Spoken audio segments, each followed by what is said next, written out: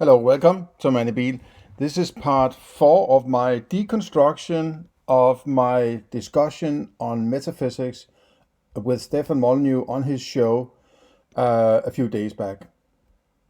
And last time we just went past the 42-minute mark, and I think there's about 20 minutes left or so of the main discussion. And then he mutes me and then keeps talking about the discussion for about metaphysics, you would say, but about me and the discussion for another 20 minutes, right? So I hope I can get to that point where I mute, and possibly that's the end of this part, and then the last part will be those 20 minutes where he has muted me and performs his end speech monologue, right? Okay, so let's head into it. That there's a difference between things you can control in your own mind and things that you can't control through the evidence of the senses. In other words, you can maybe you can change your clothing, but you can't change the weather.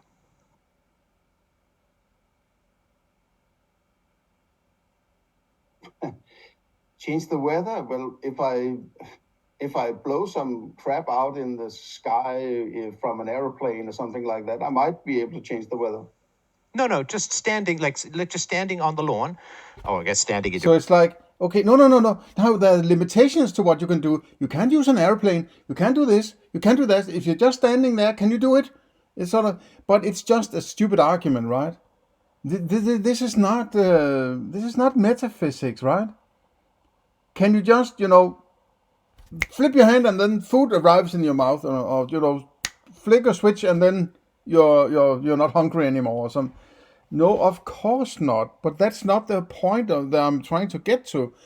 As I said before, it's the point that when he refers to some of these things, he tends to believe that which he experienced is that actual outside. And then he sort of pedals back also a bit when he says, no, everything is inside. But then what the hell is he talking about, right? It's sort of, I don't know. Actually, I got really, at this point, I think I was quite confused. And I also had, of course, a strong sense that I was being manipulated, right? That I was being manipulated by, let me see, change the fantastic studio light here, right? That I was being manipulated, right? Obviously. That he is doing what he can to throw me off. It's sort of these tricks that I mentioned in the other parts, that it seems to be about making sure that he has sort of an exit card, that he can always he tries to find something and say, oh, you did this, therefore I'm not supposed to listen to you anymore, right? You forgot to remember everything I said so you could repeat my argument, or you interrupted me, or you're making me crazy, or it's hysterical, right? I mean, it's not philosophy. It's a very lousy kind of philosophy, right? But I'm repeating myself, I guess, right? your house, hopefully. You can change your clothes, but you can't just change the weather, right? You can choose to change your... But I'm not changing the clothes, actually, right? But what am I doing? But when I move the trousers and, force them upon my legs, am I changing the trousers? No, I'm not changing my trousers any more than I'm changing the weather. As I jump from a parachute and fly through the clouds or whatever, right? I'm changing the drops of liquid, or the vapor, whatever that is a part of the. I'm changing. It might be less than the stuff I'm doing to my trousers, but in it that there was no limit of what's it called, a lower limit of I'm forgetting a word now, right? I'm getting old. There's sometimes when I sort of speak English, also sometimes a small problem in my work. I do a lot of online meeting and talking with people from all over the world, right? From Germany and India and the US and UK and Spain and various places. And sometimes when I try to explain something, I just lose a word. Sometimes it's like, it's like the brain is sort of or the mind seems to be some kind of vocabulary. And it's like somebody has, nicked a few words here and there. It's just gone. Can't remember it. And I can sit there for a couple of hours trying to figure out what the hell the word is, right? But in this case, I can talk about it as long as I want, because nobody's going to fire me for sitting here speaking a couple of hours about this problem.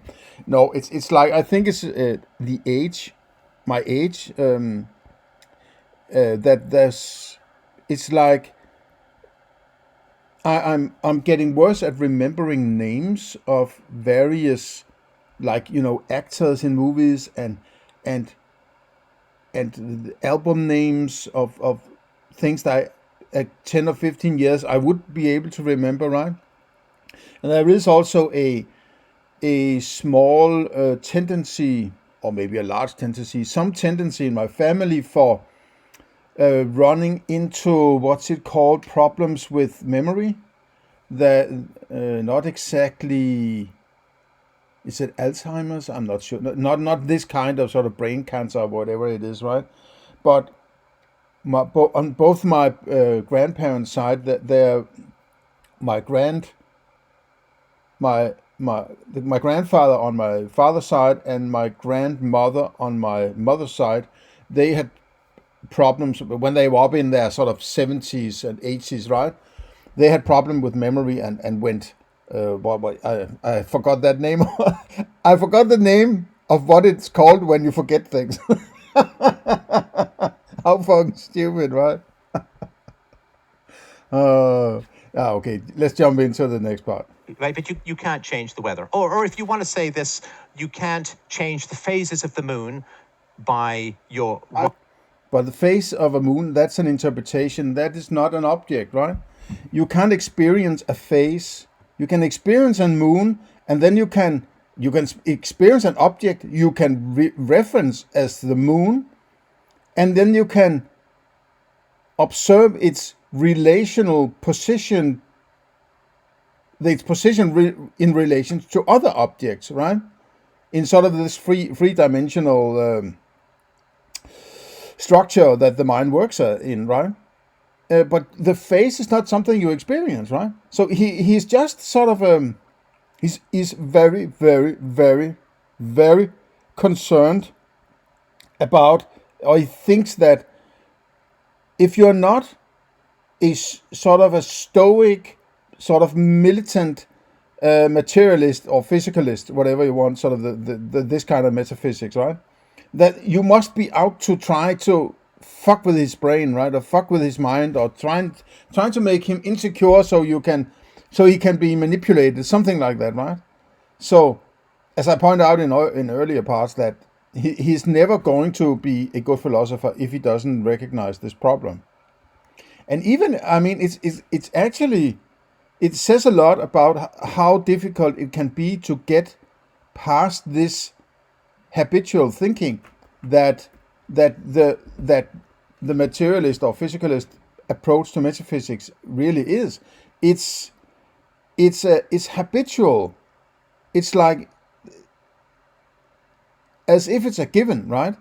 It's like when you philosophize, there's some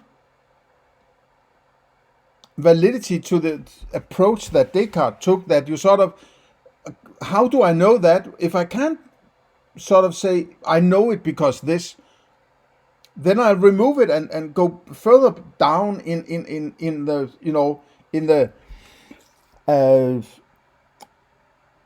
levels of philosophy, you could say, right? Until you go so far that you can't go any further, right? So the only thing that Descartes apparently could be sure of, that it was that there was something thinking, and there was him thinking the thinking, right? And that's not a too bad starting point, in my opinion, right? But you have to be aware how you frame it, because when you say it to somebody like Stefan Molyneux, he thinks that you're out to try to get him and talk about this demon manipulating his brain from the outside, and he can't do anything, and it's making him crazy. So, no, it's a mind it's a thought experiment, right? That is supposed to point out a certain way of thinking. So, and why was I thinking? I think I'm a little off track today. I'm not completely in the zone, to be quite honest. It's been a long day and so on, right? And I've been out shopping and various stuff, so I'm slightly tired. But I want to get this done while I'm while it's still sort of fresh in the memory, right? Mind or your willpower. I understand where you're going. Yeah, I largely agree with what you're saying. I understand the point you're trying to make. Wait, you largely agree? Are you saying that you somewhat can? Are you saying that you somewhat can change the phases of the moon? No, I'm referring to, in all generality, what he has presented. It's not this particular little part of his argument that, and again, this is what is completely or repeatedly prevalent in his way of doing this. It's like he's trying to find any possible way of, okay, you're crazy, or are you saying this, or you're constantly trying to destroy my fantastic discourse here, and I have to mute you and get you out of here, sort of. Finally I got rid of one of these crazy people, right? So it's a freak show. It's an abusive way of talking to people, right? I mean, he would never do this to his nearest friends or whatever, right? Or his wife. If his wife came up to him and talked about this, he would probably sit there as a good little cock or simp. I meant to say, right? And listen closely while his domineering wife was telling him what she was thinking, right? Tell me more, right? There's not much tell me more here, right?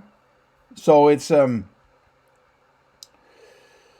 they I don't know, it's all also this I don't know. I'm educated in natural sciences, right? I'm worked in chemistry. I have a good ideas of physics, chemistry, how to perform a scientific study, and statistics, and history, and I have all sorts of natural sciences under the skin, right? And he's not a natural scientist, right? He's an actor and a novel writer and a pretense of a philosopher, and he has been sort of a salesperson in a company he has made, right? And maybe he can program a little, right? He's not scientific, right? But he's very, very, very hooked on this. Is objective and science, and right? And I just came to think that if you don't really understand science and the limitations of science and so on, right? And haven't worked in science or scientific studies or approaches to production and such, maybe you aren't that skeptical about what science can do. It's like it's just like this. It's either the communists or it's the scientific method is the system we need to use, right? It's like it's a mantra approach rather than a critical, skeptical approach to just one of those methods you can use for whatever you need to do out in the real world, so to say, right? So as an educated, I wouldn't say I'm a scientist. I'm been in the free market most of 95% of my time, right? And the last 20 years, I was in a short while in a government thing. That was way before I started philosophizing and waking up, so to say, right? And since then I have sort of avoided the government at all cost, right?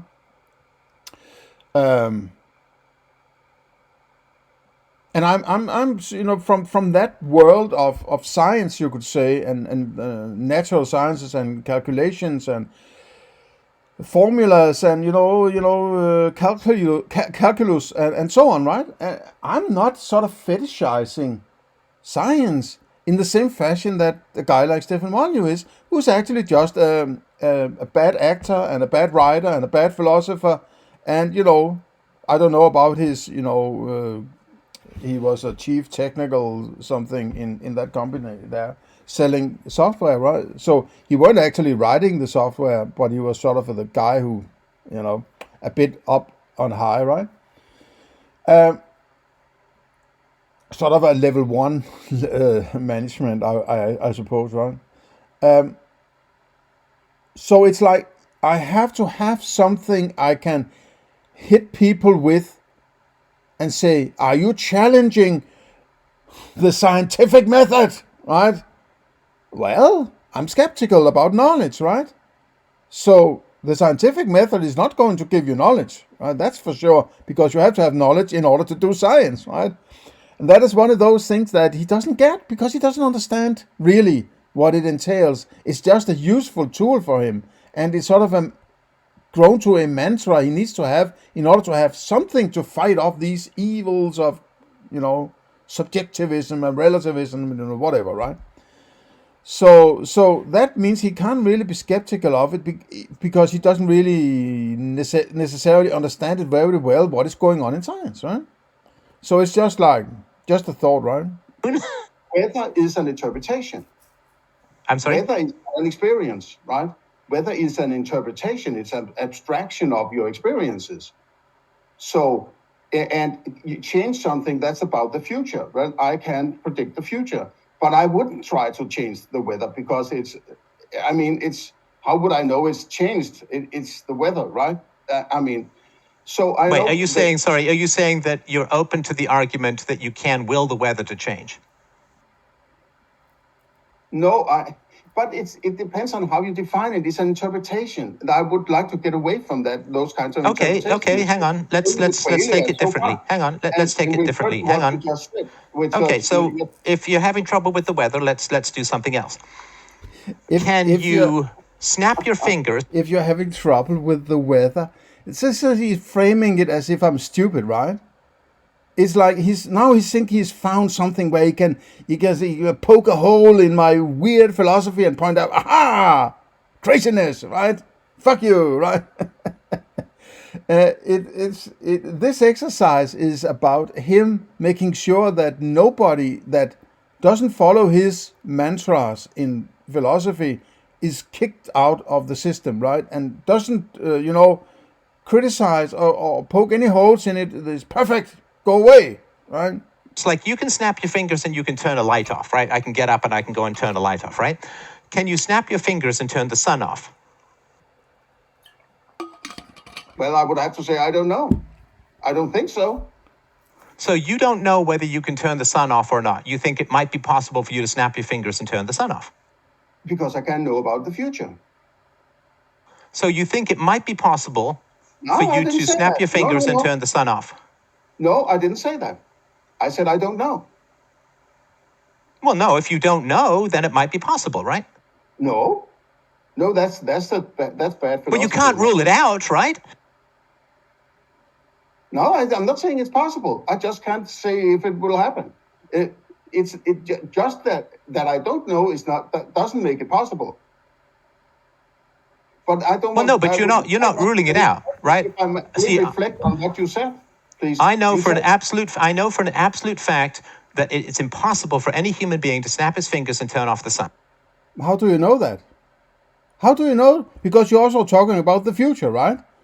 You can't know about. You can't use the term know, right? What you're doing is you are reasoning from your prior experiences or memories of prior experiences, where you're saying, I have never been able to do it myself. I've never heard about anybody who has been able to do it, right? Fine. That's a great rationalization or reasoning. I'm doing the same kind of reasoning. But now you're talking about what is going to happen in the future, right? For one simple reason, you cannot have knowledge about the future. Because knowledge I would define as having empirical data, right? And in the future, you don't have, a future is an imagined now which hasn't happened yet, so to say, right? So if it hasn't happened yet, or there's any sense data yet, there's no empirical data, right? There's no empirical sense.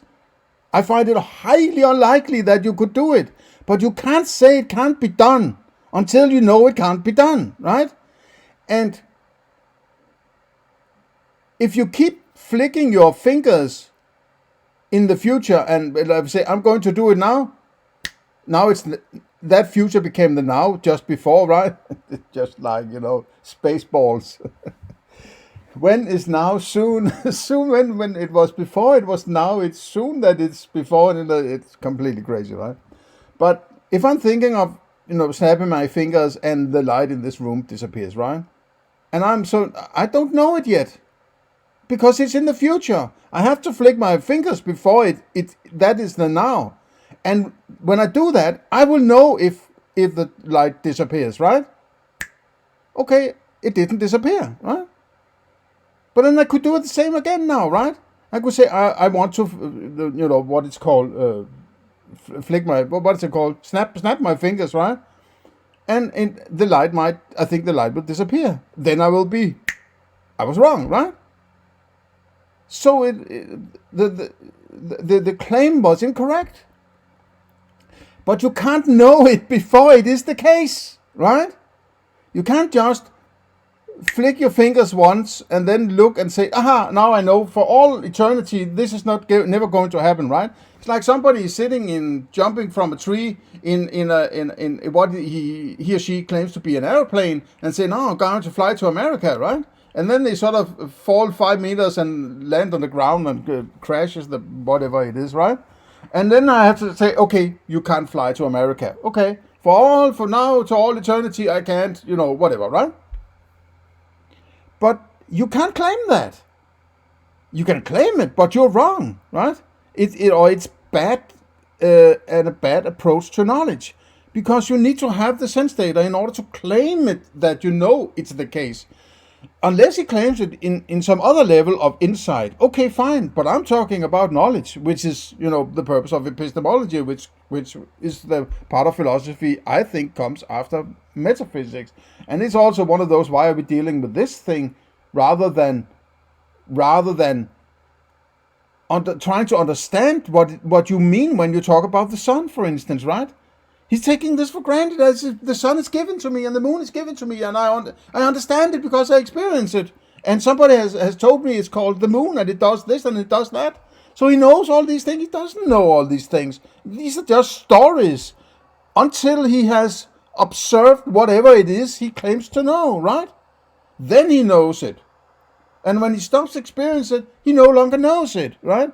It's just this fetish of certainty and constancy that makes people think that when they've seen something once, they know it, right?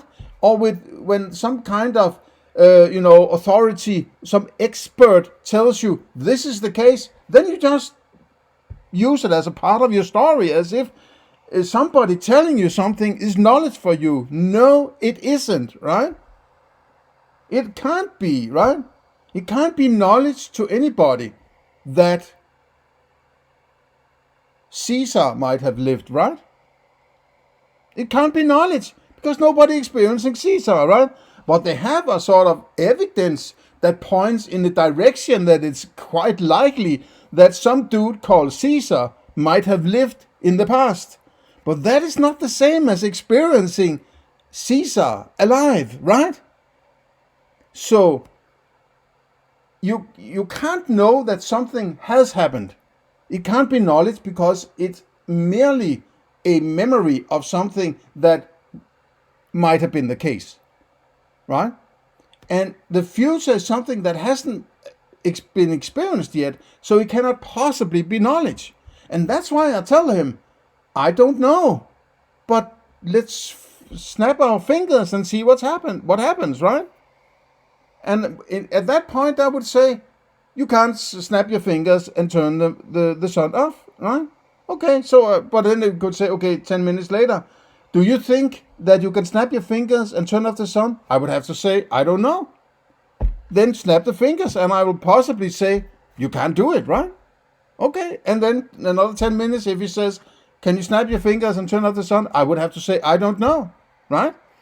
It might sound a bit strange to you, this, because it goes against this common thinking that if you have seen things a few times in a row and it's the same, it's sort of the same all the time, and I don't even have to check it, right? You might or not need to check. Well, you're not possibly not every 10 minutes checking whether or not you can switch off the sun, right? Because it's not valuable, right? But you usually do check whatever it is you put in your mouth, right? You look at it and taste it, and then you swallow it, right? So you do use your senses when it's important things. It's not just like, okay, this is, you have been being told that's a tomato and close your eyes and just throw it in your face, right? You like to look at it and taste it and feel it and whatever, right? Smell it maybe, right? It's because you need knowledge of certain aspects of reality at that point in order to avoid something or get something, right? But you're not interested in switching off the sun, right? So you don't go around trying to do that with your fingers. So this is also why something like flat earthers, I actually like them very much. I'm not considering myself a flat earther just to make things clear here, right? But they do challenge what it means to know something, right? How do you know that that Earth is a sphere? How do you know that? Well, what would it take for you to know that the Earth is a sphere? Well, you will have to move in a certain position in reference or in relation to Earth in order to experience that shape, right? You can't just say, yeah, it looks like it's sort of big and sort of roundish, so I guess it's a sphere. That's not enough in order to know. We're not talking about good theories and measurements and evidence and so on that points in the direction. That is not knowledge, right? That's not knowledge. Knowledge is when you have the experience of that which you claim to know, right? So if you need to have an experience, or if you need to know if the Earth is a sphere or round or whatever it is you're going for, you have to put yourself in a situation where you can have that experience. And I would suppose that's sort of a low Earth orbit in a rocket somewhere, right? And that's also why there's no flat mooners, right? Because everybody can just walk out and look at the fucking moon, right? When it's available, so to say, right? Nobody is claiming the moon is not round, right? Nobody. I've never heard anybody claim it. But because you can't easily get to the shape of Earth, that's why it's possible to challenge at least what you should say at any given time. You're not experiencing the shape of Earth. When people ask you, what shape is Earth? You should say, I don't know. I don't know. Fine. It's the most important answer in philosophy. That is, I don't fucking know, right? Claiming knowledge you don't have is one of the biggest problems in the world. And materialists and physicalists and scientists and so on, they are so fetishizing this idea that looking at stuff makes you know stuff, right? Forever, right? It's written in the book, it's become a kind of religion. It's fucking stupid, right? Okay, let's head on. Right? Now, you're saying, I don't know whether that might or might not be possible. I don't know whether somebody could or couldn't do it, which means you're not ruling it out, right? No. If I snap my fingers now, right, then in 9 point or something minutes, I would see if the sun goes out. And then I would say it didn't go out. So it didn't go out. But then I could snap my fingers again, wait another 9.5 minutes or whatever, 8.5 minutes, and see, does the sun go out? No, it didn't go out. Okay, it didn't go out. I can snap my fingers again, and so on, right? Oh, no, but you see, if you can snap your fingers and turn out the sun, then you can certainly snap your fingers and overcome the speed of light, because it means that there are no physical rules that exist outside your mind that govern objective reality. So you can't say, oh, well, somebody can snap their fingers and turn out the sun, but it But I didn't claim that you could violate physics, right? Snapping your fingers is not violating physics. The sun turning off is not violating physics. It's possible, right? I mean, I can't rule out that I can't say it's impossible. There's nothing for me that basically is impossible, right? I'll just have to experience this before I can say it is the case. But just because I can't say it is the case, it doesn't mean that it's not the case, right? And that's also one of these problems with sort of Hume skepticism and so on. People are it's sort of this black and white thinking. There's no sort of middle ground where you could say, I don't know. But it's the big fucking middle ground in the middle where you live in mostly in I don't know, right? This either or is black or white. It's 1 or 0, or it's the case or it's not the case. This fetish is sick, right? It's all the time that you realize you don't know, then you realize you need to make sure that you can get to knowledge, right? If you are skeptical about knowledge, you're actually being more careful about what you think you know, right? That should lead to a more precise and more well understood life. If you reduce your insights to knowledge to be of a certain high caliber, of which you have to get get it, rather than think you already have it, right? So his certainty fetish is and he's not alone. I mean, I'm possibly fringe on this thing, right? But this is what good philosophy leads to. It leads to good thinking, right? My thinking doesn't violate any science in any case. The only thing I'm pointing out is that my philosophy points out that there's a lot less knowledge in your thinking, in my thinking at least, but I say that I extend the axiom that all individuals have the same thinking capabilities as I have, right? Potentially at least, right?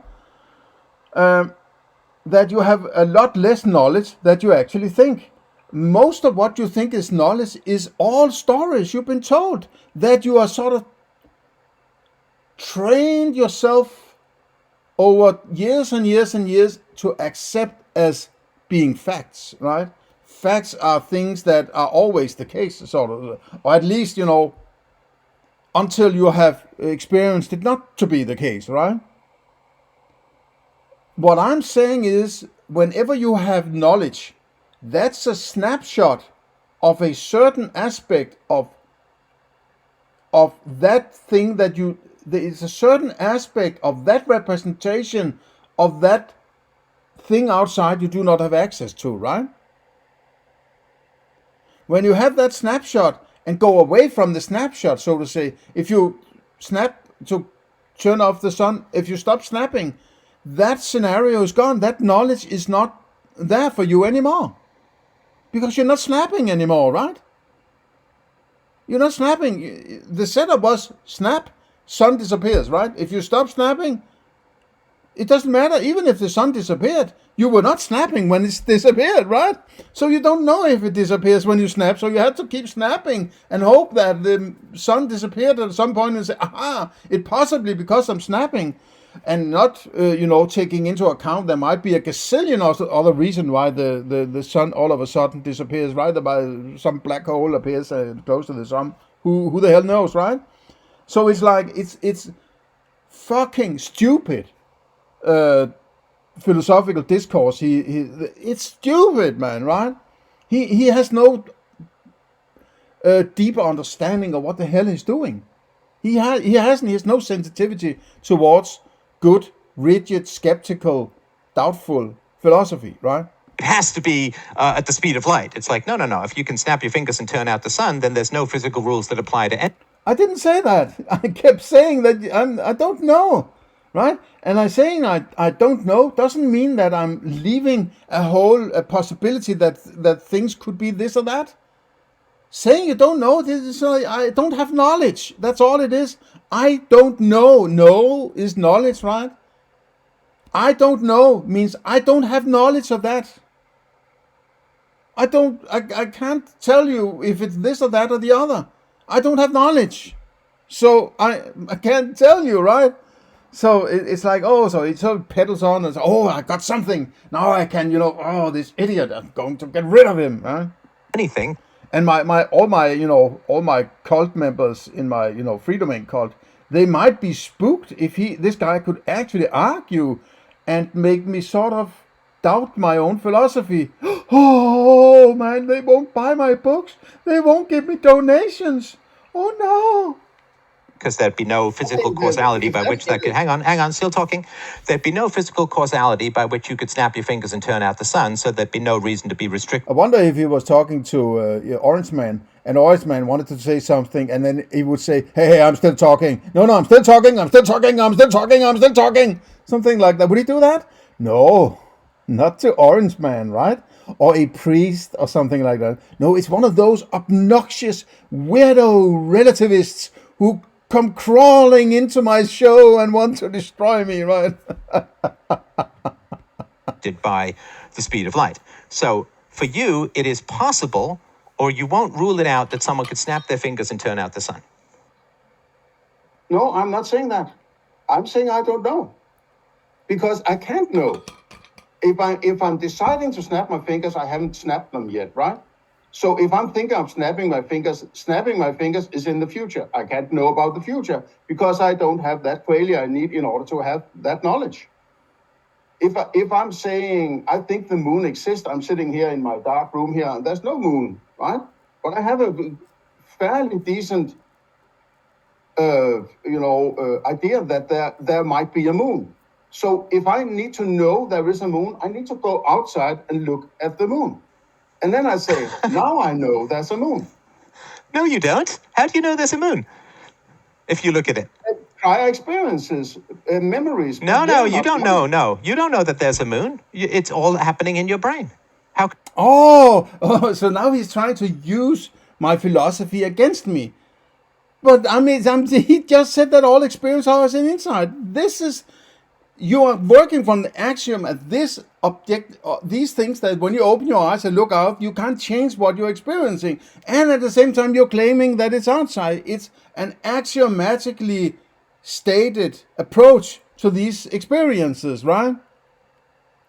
No, it's still on the inside. But I had to experience it somehow before I can claim it's knowledge, right?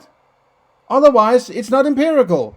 Empirical means you have to have sense data. And if you don't have the sense data, a memory of prior sense data is not sense data, I might point out, right? A memory of sense data is not sense data. It's like saying, it would be the same, if you thought that, it would be the same as saying a photograph of the moon is the moon, which is ridiculous, right? So the memory is sort of a series of photographs of whatever it was you experienced back then. And even I would say, you should be careful with memories, but a memory is not the thing that it describes, right? A memory of the moon has nothing to do with the moon. So you actually can't, for that reason alone, the memory is in the now, but what it tries, attempts, or how you describe it is, it's something from the past. But it can't be in the past if you're experiencing that memory now. So the memory describes something that was in the past, but it's no longer the past, right? So. But you know there's a moon. Yeah, just because you're but getting some it's sense still happening. data. I didn't know there's a moon. I have a memory of moon, right? So if I want to know if there's a moon, then somebody might have flicked their fingers and destroyed the moon. Who knows, right? The Death Star, something like that. The Darth Vader has blown the shit up, right? And then I had to go out to experience it. It's very, very, very simple. Why can't he understand this? Right? You need to have experience of it, right? You need to have experience of things in order to claim that you know, right? Otherwise, you are diluting the idea of what it means to know into a what's it called? Slippery slope into mysticism and all sorts of bullshit, right? A priori knowledge and all this Immanuel Kant's freaky thing there, right? Transcendental, past memories and everything floats, right? Maybe he is more limited than mystics, but it's still the same kind of approach to knowledge that, hey, I've seen it 3 times, so now I know, right? Yeah, so if you go to New York on 8/11/2001 and look at a couple of towers in New York, say, wow, now I know, right? Or from the 6th and 7th and 8th, every day you went to the 2 towers and looked at them and say, now I know there are 2 towers, right? Then you go home and you go in a coma for a couple of days and wake up. And then you tell people, I know 2 towers exist in New York. Then they say no. And you say, yes, I know, I've experienced them. Yes, I've seen them 3 times. I know that. No, that's no 2 towers in New York. Right? At least not those 2 towers, right? How do you know? Well, you have to be there, experiencing it, in order to be able to say, now I know it. Right? Otherwise, you have to say, I don't know. Right? So this extension of memories into knowledge is very, very dangerous. And that's another flaw he makes, right? And that I sort of point out here, right? That doesn't mean anything. Yeah, but it's that which you're saying that is objective. You classified it as objective and being outside, right? Because you couldn't change I know it. there's a moon. I know there's a moon, but you don't. What the hell is that? He knows there's a moon because he's decided to take care of his experience in a certain way, and so he can know, but I can't know, right? That's weird, right? Because we were actually on the same page from the ground floor, where he said that everything, so basically from the start, from the get-go, is an experience in your mind. And then you classify it with subjective and objective, and then the object is that which arises from the outside, something along those lines. Right? He's very fluffy about it. He don't want to settle on anything that I could catch him on, right? He apparently wants to actually gaslight me a little, right? If not a lot. Also, now I can, because I'm saying it's not the real thing. No, but I'm just saying that it's not the real thing for him either. If he goes from this principle that there's an inside, right? So he's actually contradicting his own philosophy here. So it's getting more and more sort of, and it's sort of the same old story where he tries to, as I said before, right? He's trying to destroy the debate so he can get rid of me, right? He's not a philosopher. He's not a philosopher. He's just very in love with his own ideas of his greatness. And therefore he thinks he's the greatest philosopher of all time. He basically can't argue for anything. He can just say, this is the case, right? Repeat after me, right? Yeah, I know there's a moon, but you don't. I know it when I experience it. And is there any continuity in your experience? We are not doing epistemology. We were doing metaphysics, right? In any continuity? What does he mean? Yes, if I'm looking at the moon, right? I'm sitting here pretending I'm not looking at the moon. There's no moon. I can't see any moon anywhere, right? But let's say I'm sitting here looking at the moon. As long as I'm looking at the moon, I can make the proposition that's a moon, right? To the best of my understanding, what is supposed to be in the moon, right? I could call it something else if I wanted. Would be kind of stupid, right? But, the word doesn't matter for it, right? As long as we can agree upon that object. But it's like, as long as I look at the moon, or look in a certain way and experience moon, I can say the proposition that's moon is true, right? So I know moon. As long as I experience moon, I know moon. If I, turn around and look into the grass, I no longer know moon, right? There's no consistency because I'm not experiencing moon anymore, right? So I'm destroyed that consistency, but I turn around and look again and there's moon. Well, now I know moon, right? When I look away, I don't know there's moon. I would highly expect there to be, even if I don't experience it. And if I had to, rest my life upon deciding whether or not there is a moon, even if I can't experience it and have knowledge of it, I would certainly decide myself or go from the decision that there is actually a moon, right? But I can't claim to have knowledge of it before I experience it. That's the whole point I'm trying to get to. He doesn't even understand that, right? Now you're talking about knowledge. I said that very early on. In my opinion, you need to be completely done with metaphysics before you even start approaching knowledge. And now you're talking about knowledge and being true and talking about universe as something that we're talking about what exists. No, we're talking about what exists in. No, don't cheat, man. This is unfair. We've been talking about what exists. Holy crap! Let's go. Okay, you go ahead. Finish your bloody thought, then I'll talk. Oh, your bloody thought. Oh man, he's so fucking annoyed, right? He's so pissed that he can't, he can manipulate me with his sort of sophist tricks, right? I'm simply too skilled in philosophy in order to be derailed by his pathetic attempts, right? So I have an answer for anything that he can throw at me, right? And if I don't have an answer, I have to say, well, I haven't thought about that, so I'm not going to say anything because I haven't done the sufficient thinking in order to have a decent answer about this, right? So it's like he's getting annoyed that he can't throw me off, right? He usually can do that with most of the callers, and most of the callers that call in, they are so naive that they think that it's going to be some kind of philosophical discourse. No. It is personal sort of, Don Quixote, fighting the windmills, something like that, right? And this caller is just a tool I'm using in order to, a tool as a placeholder for all the bad philosophy out there, right? So he can never get to any decent thinking or figure out whether or not there might be something wrong in his thinking because he's always afraid that, somebody's going to make him crazy, right? So he's really in a pathetic state, right? What he thought? Finish your thought, then I'll talk. You're mentioning the term knowledge, and you're talking about being true. And in my opinion, you might have a different opinion. If you refer to something being true, you have to have knowledge. So you can't talk about true when you're doing metaphysics. And you can't talk about knowledge within metaphysics, right? Well, haven't you just spent the last 45 minutes arguing that I'm incorrect? About metaphysics, right?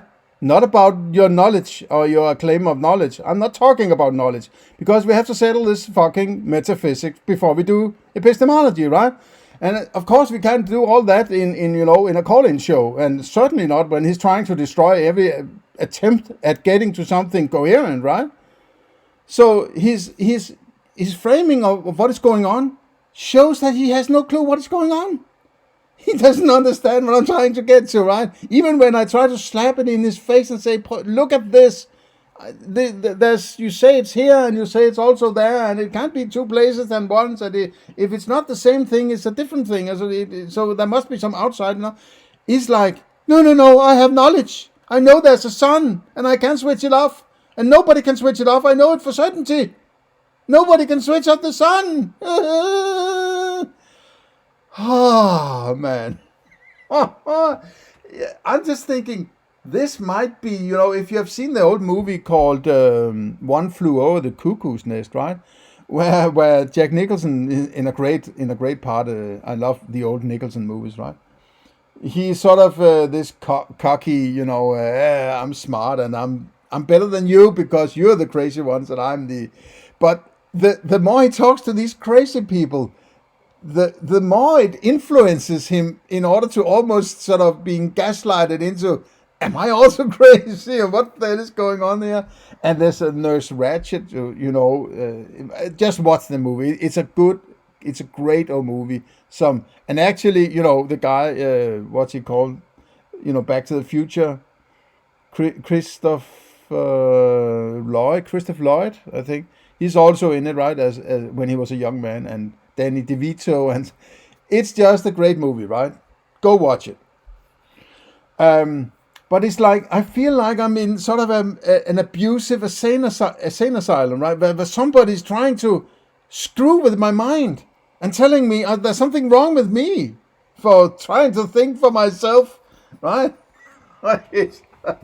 I don't feel it very much, but I can have that notion, right? That it takes a bit more to throw me off the track, right? I think I'm basically at this point, I don't think anybody can, right? I wouldn't mind if people have some really good sound, structured, coherent arguments that says, well, don't you see, at least to this, I should be the first to admit if there's something wrong in my philosophy, or adapt something that is missing maybe in my philosophy, right?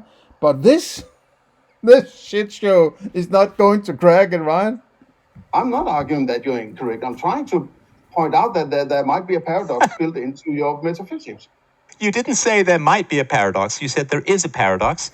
Okay, so now we are fly fucking the terms used, right? I mean, it's fucking ridiculous. There might be, okay, sort of, I'm a skeptical person, right? I'm saying that I would say there's a paradox, but I'm not the big philosopher guy who comes down from the mountain and says, this is wrong and this is right, as he wants things to be. He wants certainty. A paradox is a contrast. It's sort of being sort of mellow about it, or what's the word, right? It's sort of, I think there might be sort of a way of putting words to not to be sort of, there is a fucking paradox in your, change your philosophy or fuck off, right? This is more mellow, sort of, I think there might be a paradox there, sort of a, gentle way of approaching it, right? Contradiction and therefore a falsifier. So do you believe that my argument about objective reality, do you believe that it is incorrect or false? But true. Incorrect or false, but that's two different categories. Incorrect is not the same as false, right? Incorrect or false, you can't mix them together. False and true is something that has to do with propositions, right? It has to do with propositions. If you're making a proposition, that proposition, if you state a proposition, it's true or false, right? Compared to your experiences. So you can't talk about correctness. What is that compared to false, right? So false is not a part of metaphysics. That's a part of epistemology or knowledge. A reference. How on earth are we supposed to have a conversation about that which exists without affirming that it exists? We are not talking about that which exists. You fucking moron, right? We have to discuss what it means that something exists, right?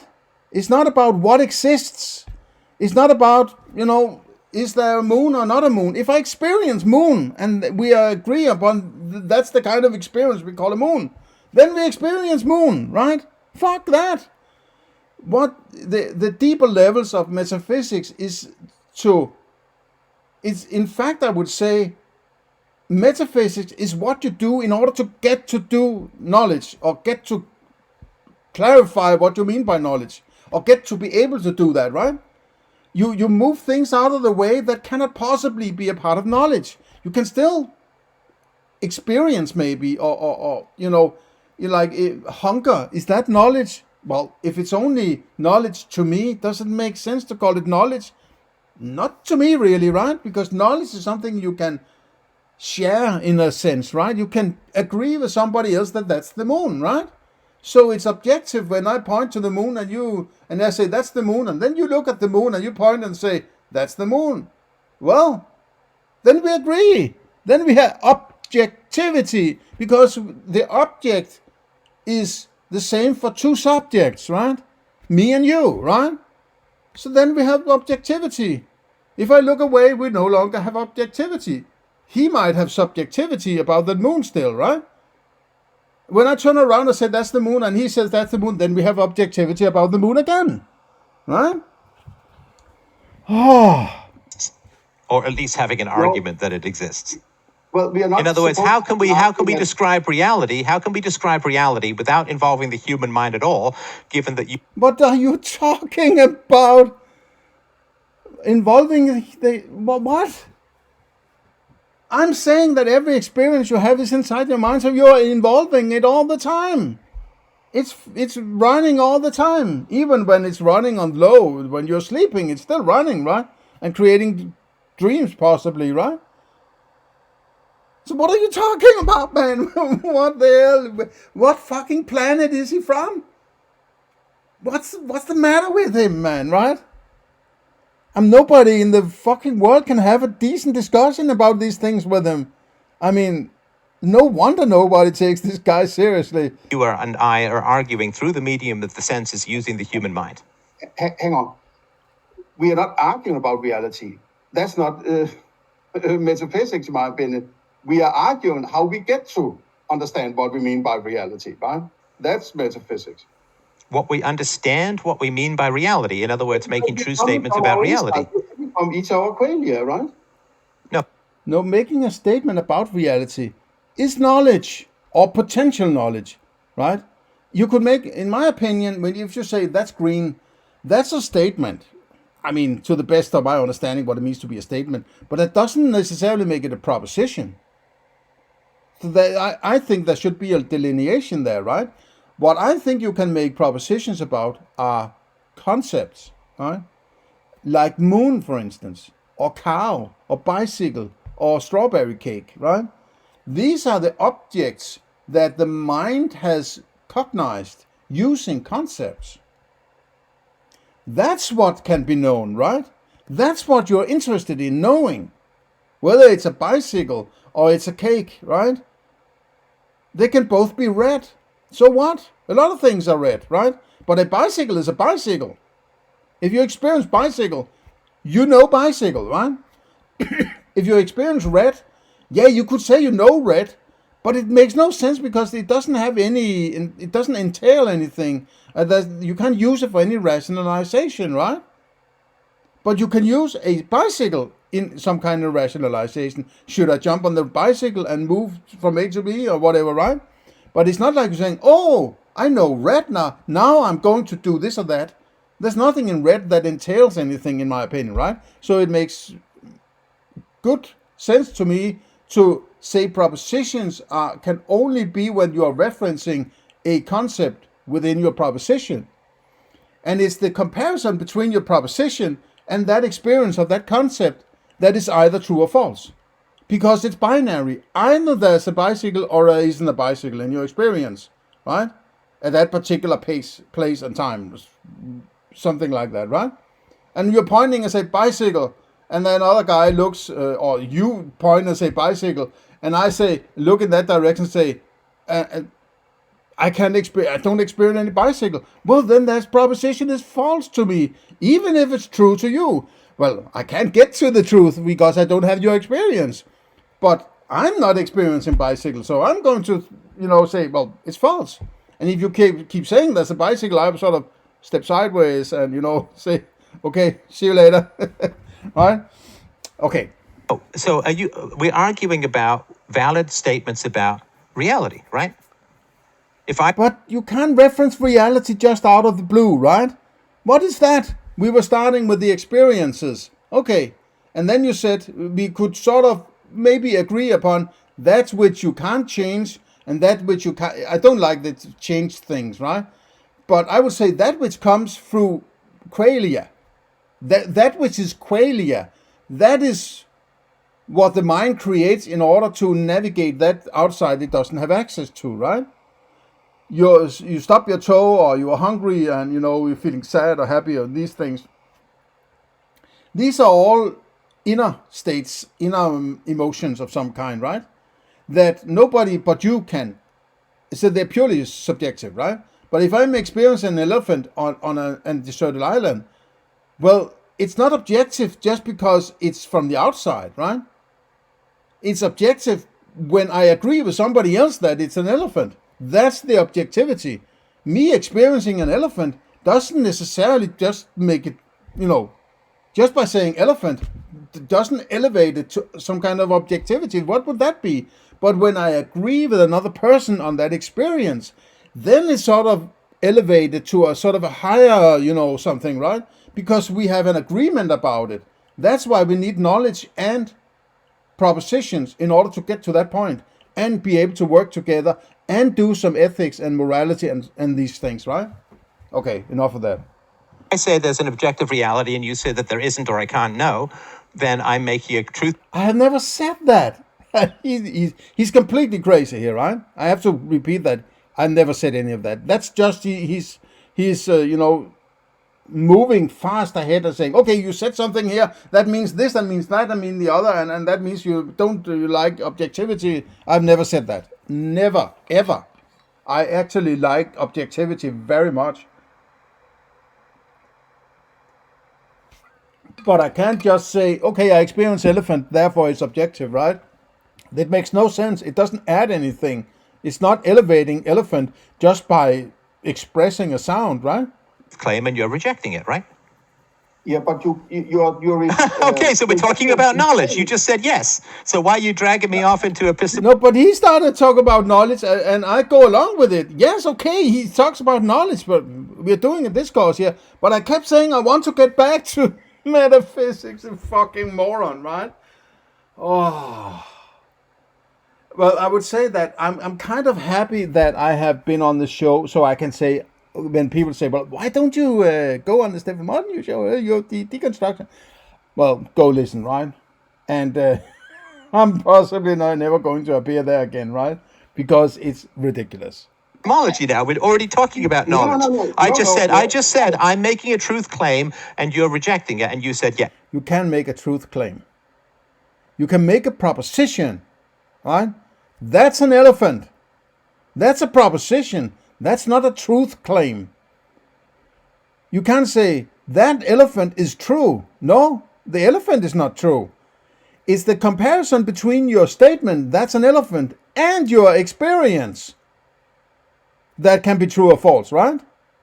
You can't claim truth doesn't float around out there somewhere in that objectivity you're talking about, right? It's the comparison between propositions and experiences that can be true or false. Otherwise, it makes no sense, right? Yes. Okay, so we're talking about that. Making a truth claim. I said you started to use the terms knowledge and true. And let's rewind. Hang on. This whole debate has been, I'm making truth claims about objective reality, and you're saying that I'm incorrect because everything is subjective, or everything exists within the mind, and I can't experience things as them. I can't experience things in themselves. I can't go out of my mind and directly experience things. Right? The elephant is out there through the evidence of the senses. It comes into my mind. It's not directly within my mind, and all of that. So when I make truth claims about objective reality, you reject those. What is objective reality? What is that? It's just something you're pulled out of your ass. There's nothing that is given to you. You have to philosophize your way to it somehow, right? If you're starting with, there's experiences and the starting point is that they are in your mind because they have to be there. He sort of admitted that, I think, right? I don't know. He's on another gaslighting level here, right? So, yeah, you can say it's objective, but it's still an experience inside your mind, right? So there's nothing that is given to you as this is the objective reality, says the demon from the outside or whatever, right? The benevolent demon. No, it's all about you trying to understand how to approach that experience. And in my opinion, you have to make a blank slate and say that I don't know nothing. I know nothing. I'm from Barcelona, right? You have to say, okay, if I have the starting point that is my experiences, what would be the next step, right? And how would I get to next step? If I choose some step, why would I choose that step rather than some other step? What is it about those experiences I just, stated that it's a starting point that makes me think that I need to make this step? And if you can't get to that kind of reasoning, you need to say, okay, I'm just making an axiom then. I'm saying axiomatically, the next step for me is this. The next step is an axiom. And it might actually be that you have to go all through metaphysics, just establishing axiom after axiom after axiom, right? And when you present that treatise at some point, other people reading that treatise and trying to understand, but they can agree or disagree with those axioms. And to the degree that they agree with you, that's the degree to which you can work with them, right? And if they largely disagree with your axiom, it might be a good idea not to work or to associate with them, or how you want to put it, right? Now that's the law I would try to work from. And the ethics and the moral principle you might arrive at the other end of this, right, should be compatible with that sort of function. Otherwise, why bother, right? Truth claims as being false, and now you're suddenly saying that our entire argument has not been about metaphysics because truth claims are about epistemology. So you're just moving the goalposts here, and it's kind of boring. No, I'm not trying to. If I'm trying to get back to the goalpost, right? I'm trying to get back to the goalpost that we started with, and which was the content of my question. And he's moving around all sorts of things. Answer this question. Do this and do that.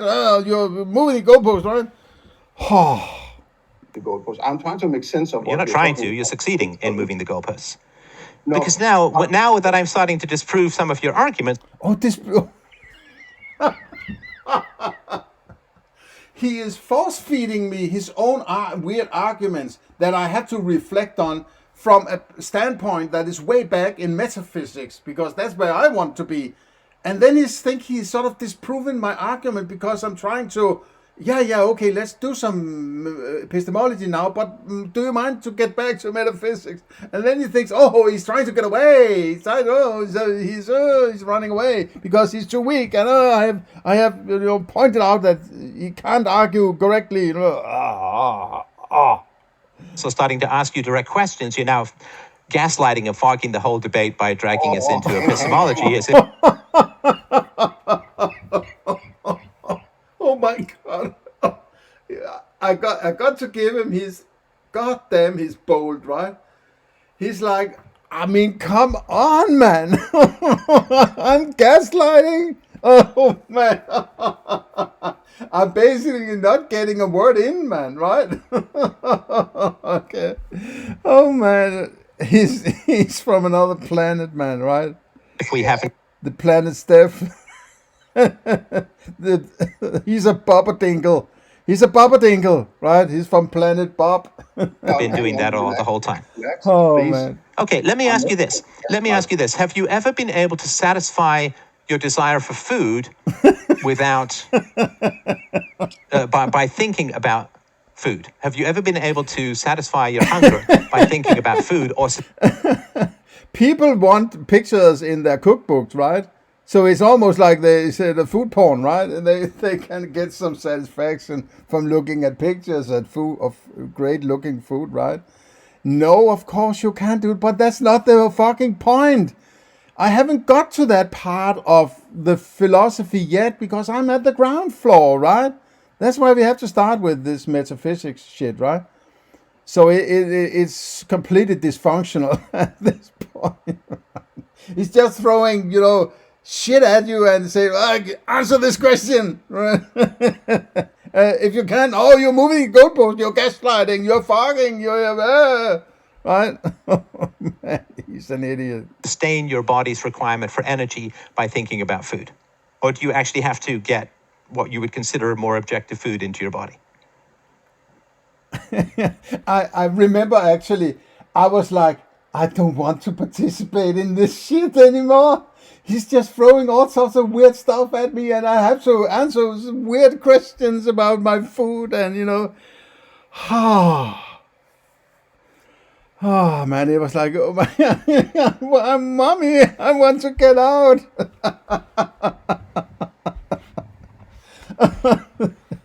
There's a weird man over there asking weird questions. Oh man. But I know what you're trying to. And I would I'm sort of getting. I'm not getting pissed. I'm like, oh man, why am I bothering with this fucking moron, right? It's trying to convince a tree that it's an apple or something like that, right? a tree that thinks that think it's a rabbit and trying to convince it that it's actually a tree, right? Just answer the question. It's not a trick. Just answer the question. Are you not answering my question? Oh, Overlord Molyneux is, demanding you answer his fucking questions. For a game, I'm just asking a question. I'll answer it. No, I haven't ever been able to do that. So just answer the question. Yeah, but there's an inherent axiom you are implicitly working from when you're making the statement that I'd rather deal with before we talk about this, right? You can't answer a simple question like, do you need... So now it doesn't matter with this metaphysics bullshit that he apparently thinks I'm doing, right? Which is sort of, I'm trying to, make him crazy, right? No. You must answer my question now. I am deleting all. We don't do that anymore. No, I have moved the goalpost way down the road, and now we have to go down there, and you have to answer this fucking question, or you're crazy, right? To eat to fill your belly. Yeah, but then you could start to... Yes or no? Do you need to eat? Come on, this is not that complicated. So they start to yell, right? So it's ridiculous. He's an asshole, right? I mean, it's ridiculous. He doesn't even... He interrupted me. I was trying to elaborate from sort of a philosophical standpoint and get my thoughts straight and so on. And he wants a yes or no answer just like that. Who the hell does he think he is, right? The fucking moron, right? He's stupid. He's a philosophical freak, right? He's an idiot. It's on another planet, right? He's a blemish on philosophy. The stuff that is complicated, this one isn't. Do you need to eat to fill your belly? Well, what if I, saw my bicycle into small pieces and stuff it in my belly? Is that eating? How do you know when you're eating and when you're not eating, right? Moving something close into your mouth, do you have to chew 3 times and, sink it? Does it have to be in the stomach in a certain number of minutes or hours? Or what does it mean? I mean, this is stupid, right? I'm not talking about you can avoid eating or anything like that, but this is so fluffy as any kind of argument for metaphysics, right? It's ridiculous. It has nothing to do with metaphysical philosophy, right? It's so stupid, man, right? I need to stuff something in my face in order to fill my belly, yes? Okay, so you cannot generate sustenance for your body through your mind alone, because we can dream about eating. But whatever it is that I'm stuffing in my face, as I also think I get to in a minute, right? In this recording, that whatever it is I'm stuffing is an internal experience, right? I'm not the thing I'm actually stuffing into my body. If I'm saying my body is outside my mind, I have no access to. But I know when it looks like a tomato or something like that, it's safe to put it in my face and possibly I'm going to survive, right? But I'm going to tell you in a few days whether or not I survived or not, right? So this is so awfully bad, right? I mean, this is sort of attempt at trick questions that's going to point, aha, there's a big hole in your stupid philosophy, right? And I don't have to listen to any of it, right? He's a fucking moron, right? But not wake up full. So you need to go to something that is not just within your own mind, according to all of the rules of objectivity and reproducibility and consistency and things that we can't... What? All the rules of what? Of consistency and... What the hell are those rules? I mean, so now there are also sort of rules? What are those rules? I know there are no fucking rules in my philosophy, I can tell you, right? There might be a definition or an axiom, but there are no fucking rules. What are you talking about, man, right? You can't just, 1 hour down the line in a discussion, like, start to reference something that we haven't discussed and agreed upon, right? Do within our own mind. We can daydream about eating, and that's within our own mind, and we know that partly because it doesn't satisfy our hunger.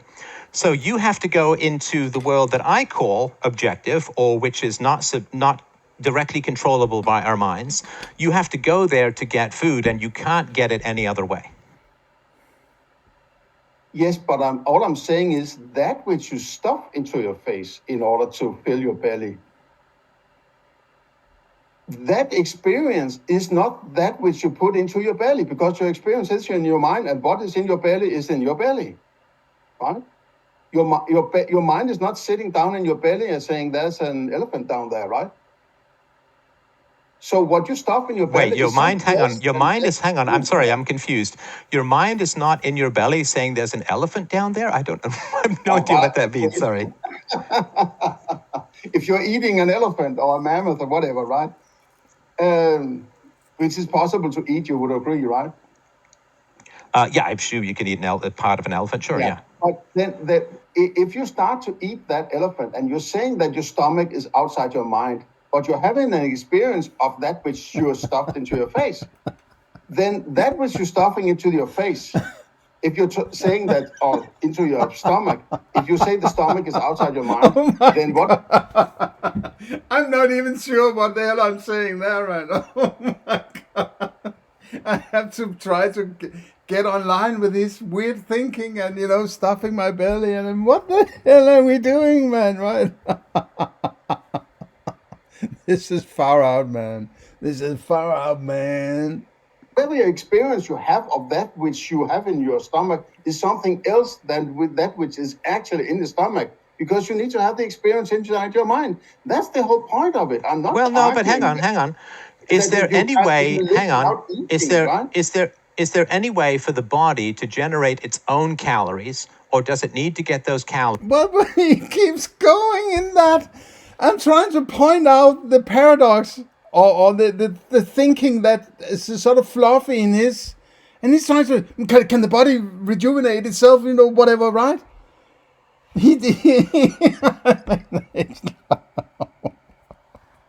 He's talking French and I'm, talking Swedish, something like that, right? And he thinks that we are both talking French, and I say, no, I'm talking Swedish. Would you mind? Oh man! Calories from an external source. But what you call the body is also an experience in your mind. Okay. Is there any way for the mind to survive if the body dies from starvation?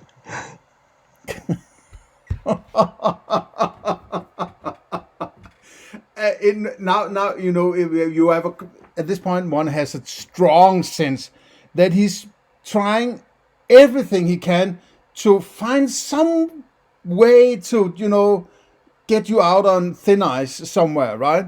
It's like he's just, okay, now what about this? Okay, what about this question? Okay, well, try this question, and did you fall through the ice? No, god damn. What about this question? Oh man, right? Fucking dickhead, man, right? Oh, come on, my daughter at the age of 5 could answer these questions. They're not that complicated. Oh, your smart daughter. She's on another level, right? It's philosophy, right? Maybe it's because you have told her what to say, right? And she's also working from, common thinking, a common understanding of metaphysics, or the sort of everything is settled. I know everything because I'm experiencing it. I've seen that door so many times now. I know there's a door there and don't have to look, right? So it's like, at this point, I'm just trying to sort of, I'm trying to avoid these questions as well as I can, but I don't want to destroy the discussion by saying, I'm not going to answer the question, right? Then he'll say, no, so we can't have a discussion, then he'll kick me out, right? So I'm sort of in this limbo of, yes, I can try to answer your question with a sort of a metaphysical, philosophical mind of some kind, but you are in a completely different place in what was going to, and what I think is needed, necessary, if you want to do good philosophy, right? I'm doing philosophy a lot of my spare time, right?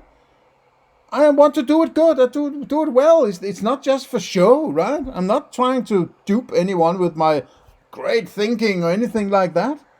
I want to get some insights, basically for my own sake. I mean, I'm the one who's going to live with the philosophy I'm doing, so I want to do it well, right? I'm not showing off anything like he is, I would say, right? And not what he's showing isn't very good. This is pretty simple stuff, isn't it? But you don't experience mind, right? Mind is an abstraction Not in of this all that conversation. is going on in. Oh, so it's like, what an idiot! Listeners, he's an idiot, right? Yeah. Just from your experiences, right? Are you You don't saying have you a don't mindset, experience? you You don't don't have a experience. sense Sorry, that are you says saying that this you is don't mind. experience? So he's interrupting, right? He has. How many times has he interrupted me while I'm trying to elaborate on something? He doesn't like the answer. He doesn't like that he can't, find some big hole in my philosophy or my statements, and he keeps moving it around and finally trying to find a new hole somewhere, right? He has interrupted me maybe 7 or 8, 9 times, something like that, right? So it's like he's an idiot. He's an idiot. He's an asshole, right? And if you haven't heard it, he's an asshole, right? Are you saying that you don't experience thought or your own identity or your own existence? No. I didn't say that. Now he's interpreting. And that's what he told me I shouldn't do. No, I should take word for word what I'm saying. I should take what he says word for word. But he's constantly interpreting me, right? Well, what is it? Is it projection? Well, what the hell is it? The psychological state he's in, right? No, but that's different from mind. Mind is a catch-all term for everything that goes on there, right? I don't know what you're talking about. It just seems like we're just moving definitions all over the place like a shuffleboard. Oh, so we need to define things before we start philosophizing together. Why didn't you ask for that? Okay, you didn't say, okay, when you say that, what do you mean? When I say this, I mean this, and sort of we get to a common ground, right? We might not get to a common ground if we are too confused about each other's philosophy, and so be it, right? We shouldn't just twist our philosophy around in order to get to some kind of agreement without feeling safe in what we are agreeing to, right? But that's also why it's a good idea to start from the ground floor, because then we start from a kind of agreement, hopefully. If we can't get to an agreement on the ground floor, well, then we should stop philosophizing, in my opinion, right? We shouldn't just, blurt things out in the air, right? Just, right? That's stupid. It has to be coherent and follow a string of arguments that somehow hang together until you reach the bitter end, almost the final end with the moral principle, right? Okay, but that would be an interesting No, but I'm asking you a simple question. Can the body survive without external food? What is external food, right? What the hell is that? Is it an experience you're talking about? Because if it's an experience, it's not external, right? And if it's outside your experience, how the hell do you know about it, right? So we're back to square one. He doesn't know what the fuck I'm talking about, right? So it's like it's stupid on the next level, right? I would say no, but what you're referring to is still something that is in your mind when you're talking. No. But that's External food. That's the metaphysics. Okay, so why don't you try not eating? Man, he keeps on going. No, he has cut anything off. Because he has such a traumatic childhood, right? With crazy people everywhere, right? He has fenced himself into his philosophy, and in order to not go out where he thinks the crazy people are, he has to fence it off, right? He has a fenced thinking of certain kinds of thinking. They're just crazy. Leave it alone. Don't go there. Don't come in here, right? Go away with your weird thinking. He has to let people come in order to look like he is open discussions, and he's so caring about philosophy. Give some money to philosophy. I saw was it on Telegram? Donate money to philosophy, right? It's not to him. It's to philosophy. It's to the God. It's like, give money to God. Give money to the church, right? Oh man. But he doesn't like it because he's afraid of this. He's afraid of this kind of thinking. First of all, because he doesn't get it. He doesn't get, the penny hasn't dropped about this. For sure, right? And I think there's a barrier, a psychological barrier, that either you can get over that or you can't get over it, right? It's like the mind doesn't want to go there. It's like, the old idea of there's the old part of the brain and the new culture part of the brain, right? And the culture part of the brain is dominating the sort of the lizard part of the old part of the brain that is much closer to understanding things philosophically, I would think, right? The rest is sort of all the culture that is attacking itself. The new part of the brain is attacking the old part of the brain. If the old part of the brain wants to suddenly wake up or go somewhere, the new part is saying, you stay put in there, right? Don't think for yourself. Do as you're told, right? I have to follow the culture in order to survive, right? That's what's going on. It's sort of my pocket philosophy or pocket psychology, right? But either you can go past this or you can't. If you can't go past it, your philosophy is never going to be good. It's going to be deeply flawed from the ground floor, right? And if you can get past it, it's very much about not going further than you can actually go, right? Because somebody like Bernardo Castro is going, everywhere, right? He's going outside. He's experiencing. It tells us, outside your experience, there's this and that. There are waves and patterns, and there's a big mind out there, and whatever, right? All this kind of bullshit, right? That's the problem of this idealist approach, because I think I've figured out that I'm actually not an idealist either, right? I'm not sure what you would call my ism, right? A subjective idealist, I don't know, right? I don't think there's a mind out there, right? But how? And even if there was, I couldn't get to it, right? So I can't tell you. I have to say, I don't know what it is, right? Just like I said in the other case of knowledge, right? So, yeah, let's get it done. Because it's all in your mind, right? Why don't you try not eating and see how that goes?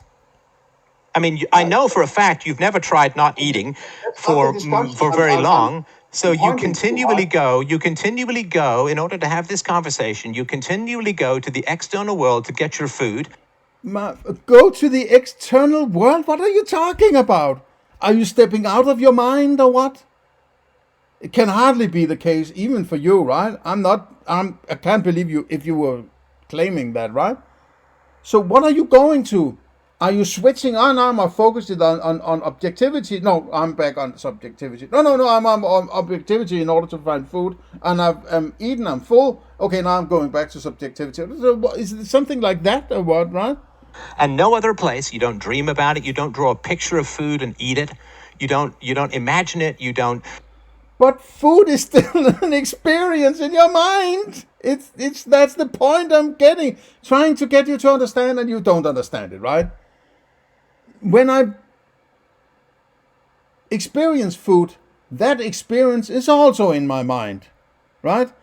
That I'm working from the axiom that there is actually something out there that is put inside my body, but that's not what I'm experiencing. I'm having the experience version of what the hell is going on out there. But what is going on out there, I don't know, because I only have that experience in my mind, right? My mind is not following the tomato down in my stomach and looking what's going on down there, right? My mind is still up here. And all I see here is something that is also in my mind, right? It can't be out there. Otherwise, everything would be my mind. And that would only be me, right? It's like that would be extreme solipsism or something like that. Sing a song about food and think you're full. You, every single day, probably a couple of times of the day, you go to the external world to get your food in order to survive, and then you have the energy to say to me, He basically doesn't understand a fucking thing what I'm trying to say. He doesn't get it. I mean, he doesn't get it. This is a kindergarten level, right? This is not even philosophy, basically, right? This is telling your children if you want to, if you're feeling hunger in your stomach, you need to go eat something, right? It's stupid level, right? And that he thinks he needs to argue for these things says a lot about his ability to, get under the skin what a guy like me is saying, right? And I'm not saying that I'm sort of on some superior level of philosophy or anything like that. But I'm not talking about whether or not I'm in doubt whether or not I should eat this or that, right? Yes, I'm eating, but I'm saying the experience of eating is in my mind. That's all I'm saying, right? I'm not stepping out into some kind of reality or some kind of objectivity. I'm not stepping out of my usual experience.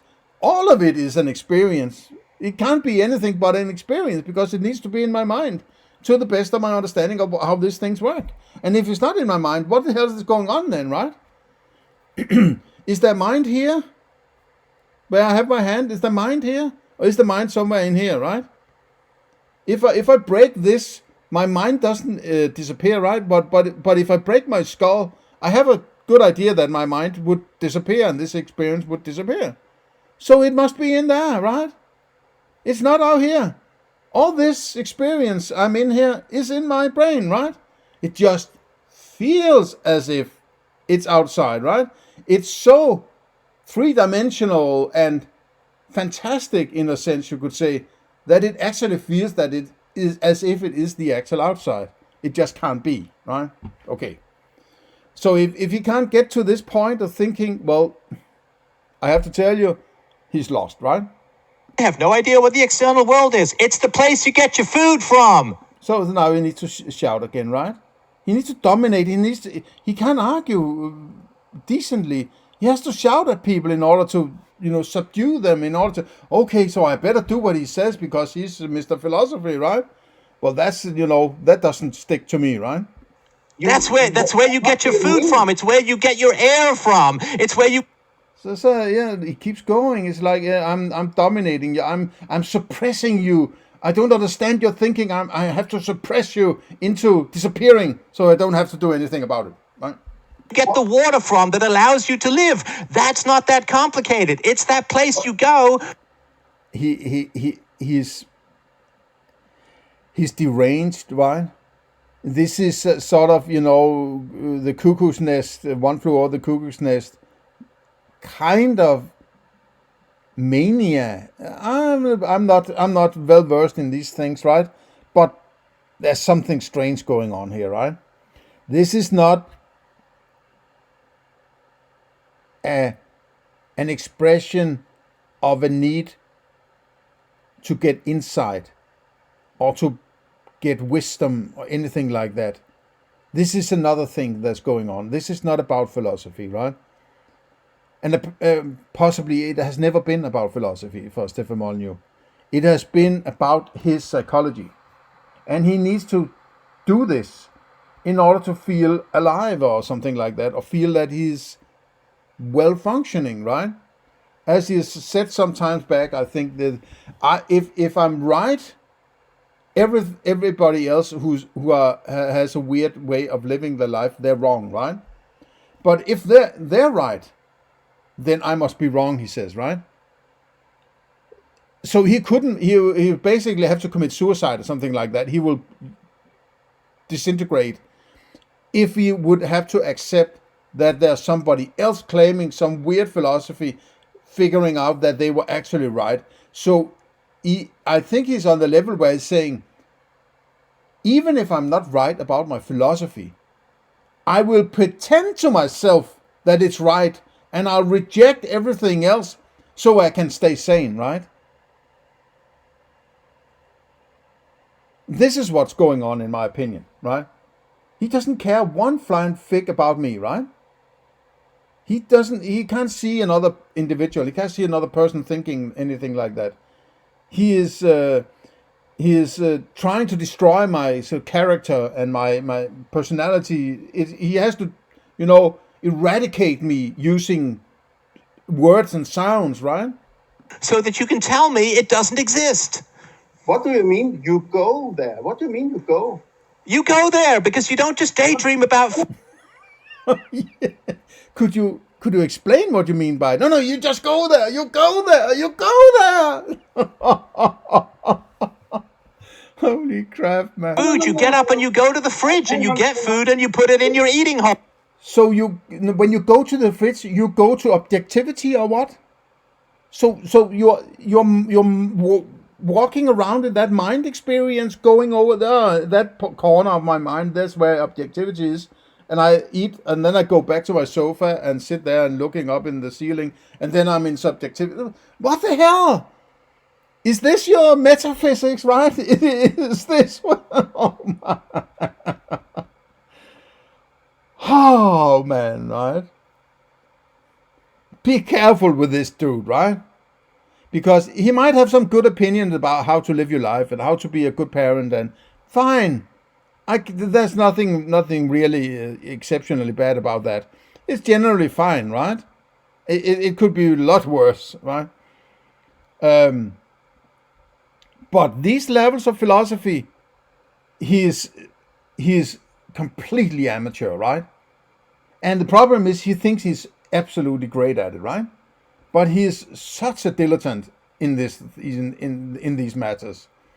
His laughing stock if in any with anyone who would care about good philosophical discussion and discourse and trying to encompass other kinds of thoughts and reflecting on them and so on. This has nothing to do with it. He is living in his sort of psychological echo chamber where he needs to get rid of anything that doesn't fit what he needs to stay sane, right? Oh. So you're allowed to shout at people, but not, break in or what? I was passionate. I wasn't shouting at you. I just... Oh, I was passionate. No, I'm gaslighting you. I wasn't yelling. No, I was passionate, right? It's passion. It's not yelling, right? So I'm just gaslighting my excuse, right? No, it's not yelling. I was just passionate, right? Fuck you, man. Passionate about the idea, but go ahead. Okay, I'm passionate too, right? I'm trying to keep my temper down, right? Okay, when you're saying go there, what do you mean go there? Because it's just these terms that you use then sometimes, No, right? it's not. It's not. It's the terms you... It's the terms... Oh, man. So he interrupts me again, right? Yet again he interrupts me, right? It's ridiculous in the seventh dimension, that's right. I mean, does anybody listening to this take any kind of enjoyment in this? Do they feel enlightened in any way, or is it only those people who need some kind of one-eyed ruler that can drag out their inner pig dog, where they can chase people down who by some mistake ventured into this show and then, is being slaughtered like in the gladiator ring, right? And then they can say, oh, he got him really good. That must be the level of his fan base, right? So maybe it's a good idea to have Stefan Molyneux, because all the idiots is going to gravitate towards his shitty philosophy. I even hesitate to call it philosophy, but let's give him that, right? All the idiots, they can be found on the free domain, right? So maybe it's good to have him. They'll go over to him and sit there and play with your dough, right? It's the term you actually deploy when you go and get food. See, I don't like philosophy that is detached from everyday life. I don't like this, and I'm not calling you bullshit. I don't like this bullshit. Hang on, let me finish, then I'll shut up. Oh, okay, so he can finish. It also, he is actually the moderator, so he has a special rules for him, right? I don't like this bullshit philosophy that creates all these abstract categories that is completely at odds with how everybody lives their everyday life. Philosophy comes from the everyday. If something can be done by a squirrel, it's probably something that a human being can figure out in their brain, right? And squirrels don't imagine that they have nuts for the winter. They store them under the ground. They put them in their cheeks. They hide them all over the place because they know that they're going to need objective nuts in the real world to survive through winter. So when you say, I don't know the difference between subjective and objective. I never said that, right? You fucking piece of shit, right? Don't frame me like that. Don't force stupid philosophy into me like that, right? I never said that. You talked about objective and subjective. I never did. I only reflected on what you're saying and trying to fit it in with my own philosophy so we have agreement about what the hell we're talking about, right? So there's also this way you derail most discussions you're in because you have these weird definition of things, right? And that seem to be you are actually the one who are disconnected from reality, right? Because your philosophy can never get to that reality. You think it's just impinging on you, and there is a fridge because you experience it. Yes, there is something, and there is an experience. That's what we got. But if you think that which you experience is the actual thing that is out there, then you're mistaken. And you could say, what does it matter then? No, if you didn't have to do anything but metaphysics, it might not matter, right? But let me tell you, when you start to do epistemology, and not least ethics, it matters everything. Everything, right? Everything. Okay, I think we are reaching the part where he sort of switches me off, right? If it's all in the mind, it's all in the brain. That's not true. It's not true because I know that it's not true because you're actually alive and able. So now he's using the term true, right? As I pointed out several times, and also in many other podcasts. True is a reference to a proposition, and propositions you make about knowledge. Now, if you're doing metaphysics, we are not doing knowledge, are we, right?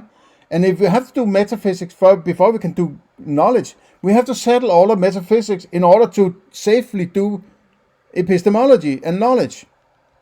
So he can't use the term true in this kind of thinking if he claims to be in metaphysics. And if he's not in metaphysics, what the hell is he doing? Because that's what my question was about, right? So who is the stupid idiot here, right? Doesn't take much of a brain to figure that out. To have this conversation with me, which means you're perfectly able to differentiate between the subjective and the objective. Yeah, but it's about how you approach the experience, right? How you classify things. It's this fetishism with physicalism that I would say, I'm unsure on his stance now. I'm just more confused about him now, right? But if you as a physicalist say that outside, which I think he's saying, right? Then if you're saying it's outside, then it's not your experience then, because your experience must be in there, right? So what are you referring to? But you can only be referring to an experience because that's what made you talk about that outside, right? It was the experience that spurred your need to talk about that outside.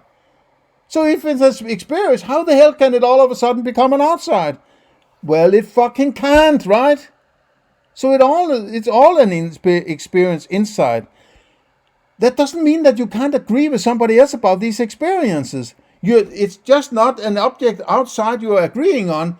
It's two subjective experiences you are agreeing on, right? That's the difference.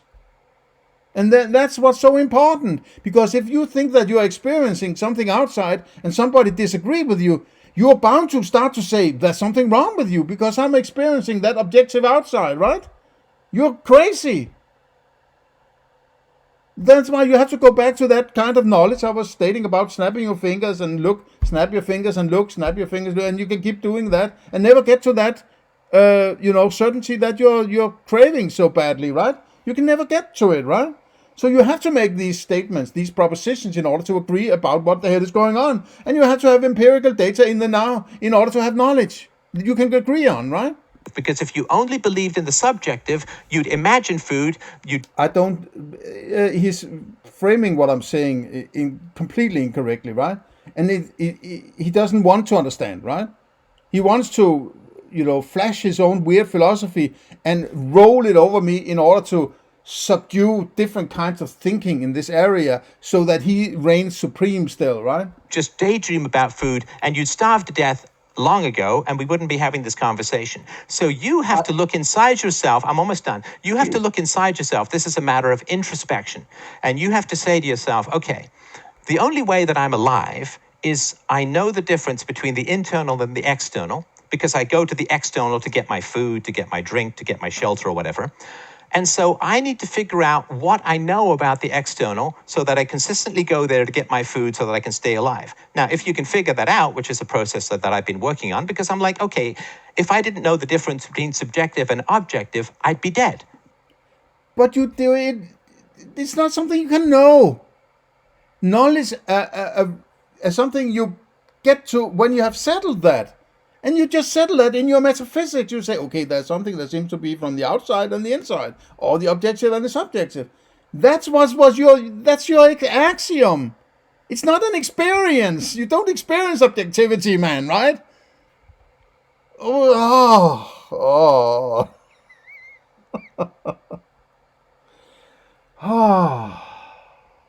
Man, it's far out. Because I wouldn't know, I would think that gravity was optional in the way that wearing underwear is optional. I would daydream about food because it's way more efficient to do that than to actually go and cook something. I would drink. No, but it's also the way he talks about this. People might think he's actually arguing with me. I mean, he's not. He's in his own world, right? He's not arguing with me. It's just, I'm there live on the recording and reflecting about what he's saying. But we're not arguing about what he's just rambling on and creating some kind of potential argument that he thinks is important. But it's nothing to do, I'm not a part of it, right? I don't want to be a part of it because it's nothing to do with what I'm talking about. Well, it's you could say it has some reminiscence of it, but the point I'm trying to get to is we are removed from that, right? He's removed from that, and he doesn't get it either, right? So obviously he's removed from it, right? Try drinking my own spit or my own urine because it's more convenient than going to get some water. So clearly, I understand the difference between the internal and the external because I don't have waking dreams. I only have dreams when I'm asleep, and I'm able to differentiate between the dreams and objective reality. So I'm able to do all of this, and my ancestors are able to do all of this. All of the animals that exist are able to do this. All of our ancestors? How does he know what they were able to do? How does he know it? He might have a theory and evidence and so on, fine. But this knowledge fetish, right? Knowledge is the deepest insight you can have, in my opinion. You shouldn't just throw around knowledge as, hey, I know what happened in all of human history, right? That's like, oh, hey, hang on, mate, right? You have heard some stories and some, talk about some evidence and sort of. That doesn't mean you know, right? Knowing is the deepest insight into your experience at any given moment, right? Or the deepest insights. There might be more than one, right? So this fetish for certainty, then you have to elevate knowledge to a higher level that it should fit, right?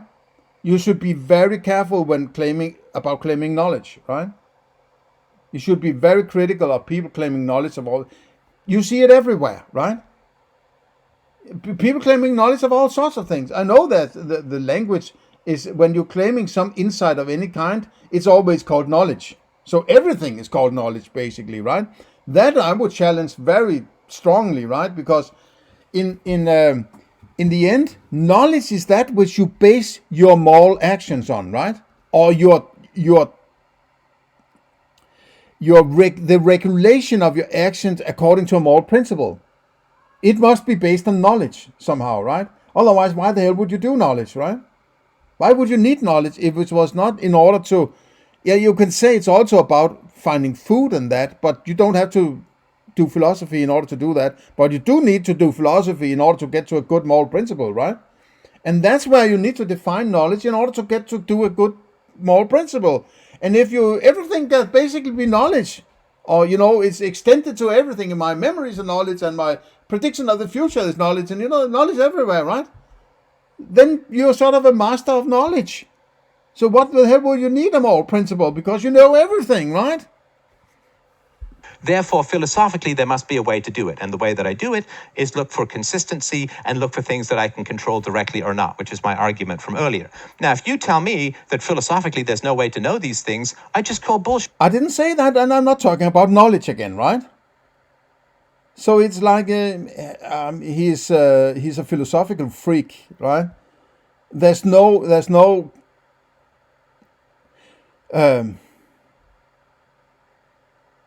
he's sort of all over the place, right? It's one big pile of all sorts of things in his head. There's no linear structure to it, or this needs to follow this. It's just all sorts of huge number of arguments that he's not pulling left and right, and in whatever situation he needs to use them, he'll use them, and the terms he need, he just dragging out of his ass at any time given time, right? So it's just pile of everything or nothing, right? Because you're alive, which means you've gone to the external world for your food, water, and shelter for 40 plus years, and therefore, if you haven't figured out how you're able to do it, that's not on So he knows how old I am. me. But you're misinterpreting what I'm saying. You're framing it in a different way than what I'm trying to say. You might have that interpretation. Fine, I can't do anything about that, right? All I'm saying is actually that whenever you do anything, when you go to that objective world you're talking about, you're still referring to something that is in your mind. Never mind what you're doing.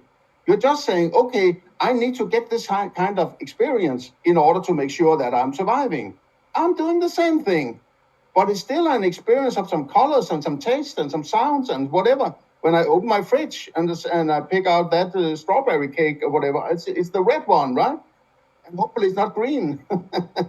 So I'm still working from an experience inside. I'm just particular about certain experience that I previously had the experience. They will further my existence, right? They're still just inside experiences, let's say, right? That's all I'm saying. Okay, but there's a difference between. Hang on. Is there a consistent difference for you between daydreaming about food and actually eating?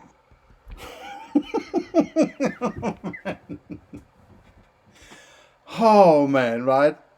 I mean, it's ridiculous. I mean, I'm running out. My vocabulary is running short of new words to use here, right? He just keep pounding in this ridiculous groove of. It's like he's inhibiting any friendly discourse on philosophy. If he's so great at he's Mr. Art of the argument. He should be showing how well you can argue about these things and find common ground, and pointing out that I'm wrong in my thinking, or that he's wrong in his thinking, and in a gentle, structured manner. No. It's like, can you eat without eating? I mean, even if we say that's all an internal state, has daydreaming about food ever sustained you? And is there a difference between daydreaming about food and actually eating? Is there a difference between dreaming about eating, which we often do, and actually eating, in your experience?